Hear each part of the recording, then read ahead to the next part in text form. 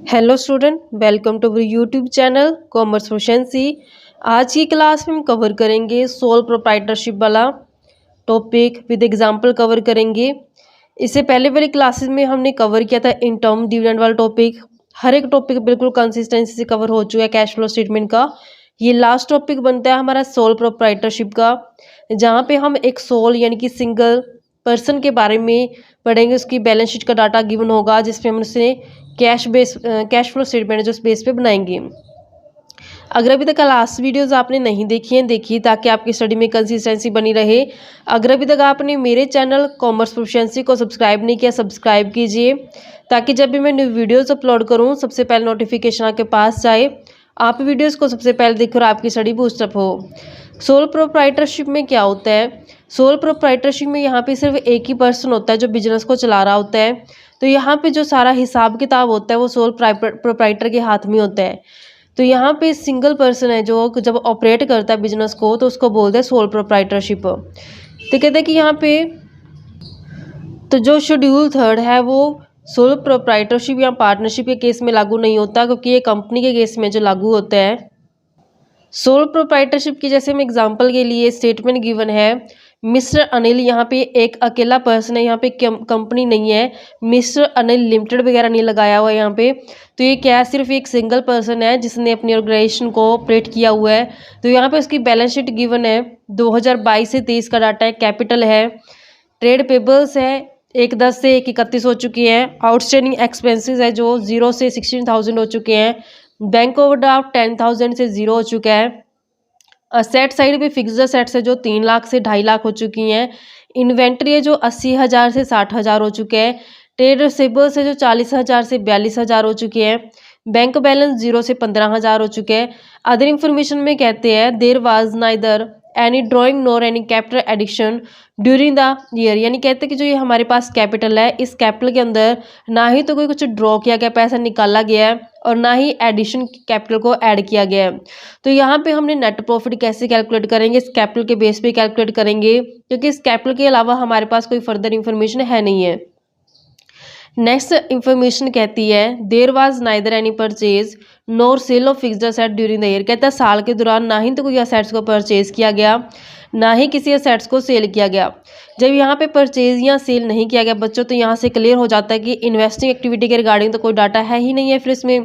क्योंकि investing activity में क्या होता है कि जब फिक्स्ड असेट्स को सेल या परचेज किया जाता है तो उस केस में हमने इन्वेस्टिंग एक्टिविटी प्रिपेयर करनी होती है। तो यहाँ पे जब किसी फिक्स्ड असेट्स को सेल या परचेज नहीं किया गया तो यहाँ पे फिर इन्वेस्टिंग एक्टिविटी तो बनेगी नहीं। तो यहाँ पे जो फिक्स्ड असेट्स दिखा रखे कि 3 लाख से 2.5 लाख हो चुकी है, तो यहाँ पे कम हो चुकी है। तो हम ये मानेंगे कि जो कम हुई है ये डेप्रिसिएशन के कारण हुई है। तो जो ये 50,000 जो यहाँ पे आए हैं ये डेप्रिसिएशन के आए हैं, तो ये 50,000 जो होते हैं ये ऑपरेटिंग एक्टिविटी के अंदर दिखाए जाएंगे, क्योंकि ये नॉन कैश होते हैं, इस कारण से ऑपरेटिंग के अंदर ऐड कर दी जाएंगे। तो हम इसका प्रैक्टिकल करते हैं। सबसे पहले हमें चाहिए होता है नेट प्रॉफिट ऑपरेटिंग एक्टिविटी को स्टार्ट करने के लिए। कैसे कैलकुलेट करते हैं? करंट ईयर माइनस में प्रीवियस ईयर करके। 2022 और 23 में हमारे पास 2023 है जो करंट ईयर है और 2022 है जो प्रीवियस ईयर है।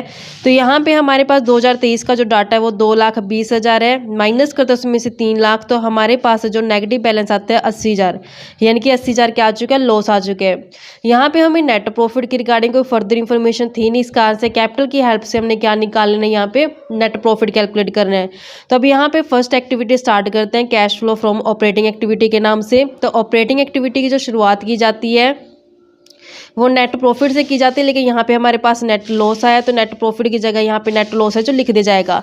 फिर उसके बाद हम लिखते हैं कि एडजस्टमेंट जो की जाती है, adjustment of non operating and non cash items को यहाँ पे जो एडजस्ट करके चलते हैं। यहाँ पे नॉन ऑपरेटिंग को इसे एडजस्ट करते हैं क्योंकि सिर्फ ऑपरेटिंग चाहिए होती है, नॉन कैश को इसे एडजस्ट करते हैं कैश फ्लो स्टेटमेंट जो हम प्रिपेयर कर रहे हैं। तो यहाँ पे सबसे पहले हमने ऐड कर देना डेप्रिसिएशन को। डेप्रिसिएशन है जो हमारे पास फिक्स्ड असेट्स के ऊपर लगता है कि जो 3 लाख से 2.5 लाख हो चुकी है, 50,000 है जो कम हुआ है, किस कारण से? डेप्रिसिएशन कारण हुआ है, क्योंकि यहाँ पे एडजस्टमेंट कहते हैं कि कुछ सेल या परचेज तो किया नहीं गया असेट्स को। तो यहाँ पे जो वैल्यू डाउन गई तो फिर किस कारण से गई होगी, ये डेप्रिसिएशन के कारण है जो डाउन गई है। तो यहाँ पे जब हम इसको करते हैं तो कि डेप्रिसिएशन को इसलिए ऐड किया जाता है बच्चों को कि ये हमारे लिए नॉन कैश आइटम होती है, क्योंकि इससे कैश का जो आउटफ्लो नहीं होता, लेकिन ये प्रॉफिट एंड लॉस के अंदर डेबिट साइड पे दिखाई जाते हैं, जिससे प्रॉफिट कम आता है। इस कारण से इसको क्या कर देते हैं, दोबारा ऐड कर दिया जाता है। 80,000 और 50,000 को जब हम सोल्व आउट करें तो हमारे पास 30,000 का जो नेगेटिव बैलेंस है जो आ जाएगा। इसके अलावा हमें फर्दर इन्फॉर्मेशन है नहीं non cash non operating item के रिगार्डिंग, तो ये हमारे पास आ गया operating profit before working capital changes. तो इसको हम लिखेंगे कि ऑपरेटिंग प्रॉफिट आया ये हमारे पास ऑपरेटिंग प्रॉफिट बिफोर, जिसमें से अभी तक क्या नहीं किया गया, वर्किंग कैपिटल चेंजेस है जो एडजस्ट नहीं किए गए। तो यहाँ पे वर्किंग कैपिटल चेंजेस में एडजस्ट करने के लिए हमारे पास करंट असेट्स करंट लायबिलिटी की हेल्प ली जाती है। तो जब हमारे पास करंट असेट्स डिक्रीज हो जाती है, जब करंट असेट्स डिक्रीज हो जाते हैं तो उसको क्या कर देते हैं, ऐड कर दिया जाता है। तो यहाँ पे हमारे पास करंट असेट्स के अंदर इन्वेंट्री गिवन है, जो इन्वेंट्री वो 80 से 60 हो चुका है, तो यहाँ पे क्या कर देंगे, इन्वेंट्री को ऐड कर दी जाएगा। तो इन्वेंट्री है जो 20,000 से हम यहाँ पे ऐड कर दें, क्योंकि डिक्रीज हो चुकी है वैल्यू इसकी। नेक्स्ट हम ऐड कर देते होते हैं जब हमारे लिए करंट लायबिलिटी बढ़ जाती है। तो करंट लायबिलिटी बढ़ने को ऐड करते हैं। तो करंट लायबिलिटी में हमारे पास ट्रेड पेबल्स हैं, जो ट्रेड पेबल्स हैं उसका जो बैलेंस है ट्रेड पेबल का वो 1/10 से 1/31 हो चुका है। तो यहाँ पे 21,000 से जो बढ़ चुका है, तो इस कारण से इसको ऐड कर दिया जाएगा। देन हमारे पास आउटस्टैंडिंग एक्सपेंस है। आउटस्टैंडिंग एक्सपेंस है जो 0 से 16,000 हो चुके हैं, तो बढ़ चुके हैं 16,000 से 16,000 यहाँ पे ऐड कर देंगे। तो यहाँ पे सिर्फ ऐड करने के लिए ये डाटा था। तो माइनस के 30 प्लस में 20 करते हैं 21 और 16, तो हमारे पास जो बैलेंस बन जाता है वो बन जाता है 27,000 से। फिर हम लेस करके चलते हैं। अगर करंट असेट्स बढ़ जाती है और करंट लायबिलिटी कम हो जाती है, तो यहाँ पे हम लेस करेंगे। यहाँ पे करंट लायबिलिटी कम हो चुकी है, जो करंट लायबिलिटी कम हो चुकी है यहाँ पे उसके रिगार्डिंग कोई डाटा है नहीं है। देन हम अगर करंट असेट्स बढ़ जाते हैं तो उसको क्या करते हैं, लेस करते हैं। तो यहाँ पे करंट असेट्स बढ़ गई है जिसमें ट्रेड रिसीवेबल्स का डाटा गिवन है। तो यहाँ पे ट्रेड रिसीवेबल्स के जो अमाउंट आ जाएगी, ट्रेड रिसीवेबल्स हैं जो 40,000 से 42 हो चुके हैं, तो 2,000 से क्या हो चुके हैं, बढ़ चुके हैं, तो माइनस कर देंगे। क्योंकि यहाँ पे लेस जो किया जाता है जब करंट लायबिलिटी कम हो जाती है और करंट असेट बढ़ जाते हैं, तो वो लेस की जाती है। तो यहाँ पे ट्रेड रिसीवेबल बढ़ गए हैं, तो यहाँ पे इस कारण से इसको माइनस कर दिया। करंट लायबिलिटी में हमारे पास कोई डाटा नहीं है, इसलिए इसको ऐसे मैंने छोड़ दिया है। 27,000 में से 2,000 हमारे चले जाएंगे, तो 25,000 है जो हमारे पास क्या आ जाएगा, cash flow from operating activity का बैलेंस है जो आ जाएगा। इन्वेस्टिंग एक्टिविटी के लिए कुछ डाटा है नहीं, क्योंकि यहाँ पे फर्दर इन्फॉर्मेशन के अंदर बोला था इन्होंने कि कोई भी नई असेट्स परचेज या सेल है जो नहीं की गई है।